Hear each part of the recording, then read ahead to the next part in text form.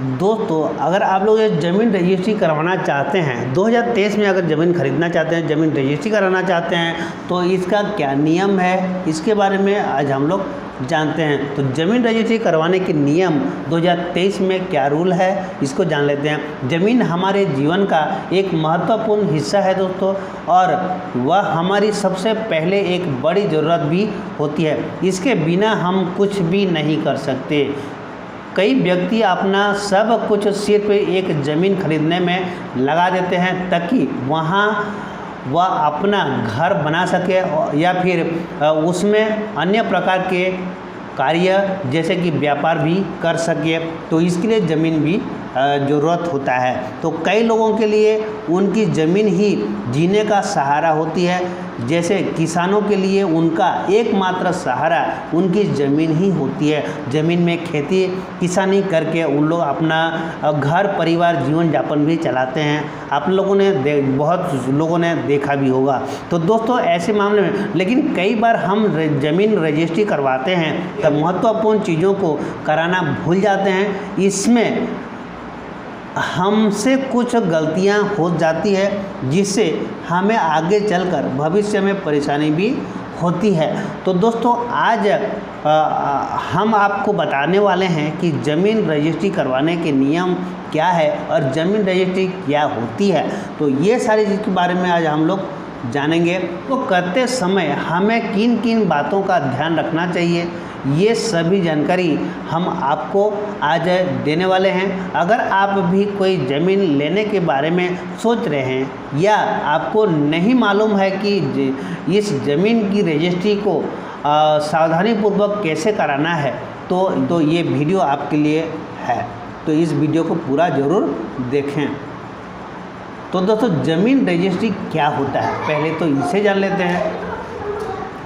ज़मीन रजिस्ट्री के नियम जानने से पहले हम ये जानते हैं कि ज़मीन रजिस्ट्री क्या होता है। तो ये एक ऐसी प्रक्रिया होती है जिसके द्वारा अगर किसी व्यक्ति को ज़मीन खरीदना है तो वह उस ज़मीन के असली मालिक का नाम आवश्यक दस्तावेज से हटाकर उसके जगह अपना नाम लिखाता है। तो अर्थात वह इस ज़मीन का मालिक है। रजिस्ट्री के बिना आप कोई भी ज़मीन नहीं खरीद सकते। रजिस्ट्रेशन कराने पर आपको बहुत से नियमों का पालन करना होगा। तो चलिए जानते हैं कि ज़मीन रजिस्ट्री करवाने के नियम के बारे में जानते हैं। तो ज़मीन रजिस्ट्री करवाने के नियम क्या है, तो ये भी जान लेते हैं। अगर ज़मीन रजिस्ट्री करवाने के लिए आपको कई महत्वपूर्ण बातों का ध्यान रखना होता है ताकि इसमें कोई भी भूल चूक ना हो और आपके भविष्य में आपकी ज़मीन के लिए किसी भी प्रकार की परेशानियां का सामना करना ना पड़े। और भारत में कई प्रकार के नियम ज़मीन रजिस्ट्री करवाते हुए बनाए गए हैं और इन नियमों का सही पालन करते हुए आप ज़मीन को रजिस्ट्री करा सकते हैं। और वह नियम ये है दोस्तों कि ज़मीन रजिस्ट्री करवाने से पहले आपको इस बात का ध्यान रखना होगा कि जिस व्यक्ति से आप ज़मीन खरीद रहे हैं उसके द्वारा जमा किए गए दस्तावेज़ों में उसका आईडी और नाम पूरी तरह सही हो। और जब आप ज़मीन खरीदते हैं तो भारत में नए नियम के अनुसार अब उसकी ऑनलाइन रजिस्ट्री तहसील में होती है। जो व्यक्ति ज़मीन को बेच रहा है उस व्यक्ति के हाथों की सभी उंगलियों को निशान लेना आवश्यक है और वह इस बात से इनकार नहीं कर सकता।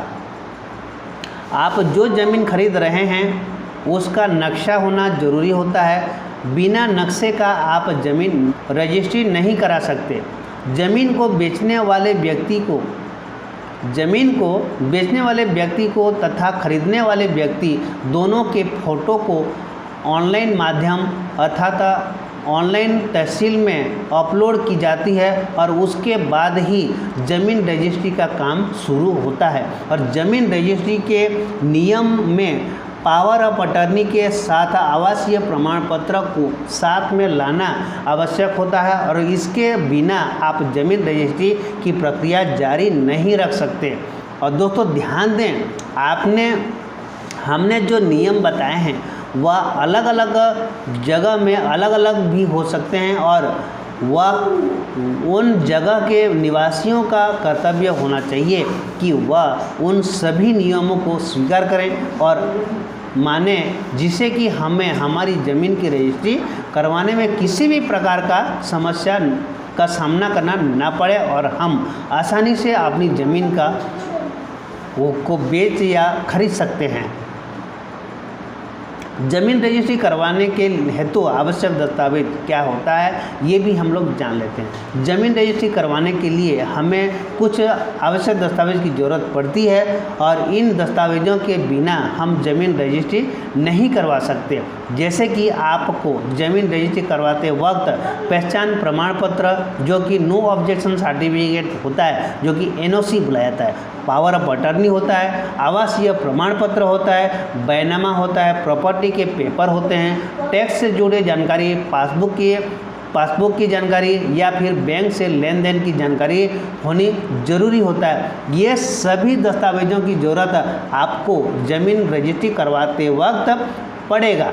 और ज़मीन रजिस्ट्री करवाने के फ़ायदे क्या होते हैं ये भी जान देते हैं। ज़मीन रजिस्ट्री करवाने से आपको बहुत फ़ायदा होता है। अगर आपके सभी नियमों का पालन करके कानूनी रूप से ज़मीन रजिस्ट्री करवा दी है तो आपको भविष्य में किसी भी प्रकार का कोई भी समस्या का सामना करना नहीं पड़ेगा। साथ ही ज़मीन रजिस्ट्री करवाने से ही ज़मीन के अगली मालिक का पता चलता है, जिसे आने वाले समय में उसके मालिक के लिए किसी भी प्रकार की वाद विवाद ना हो।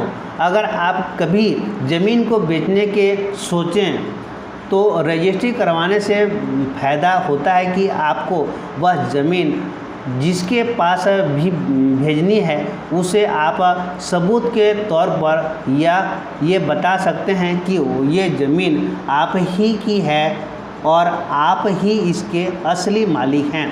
और ज़मीन रजिस्ट्री नहीं करवाने से क्या नुकसान होता है ये भी हम लोग जान लेते हैं।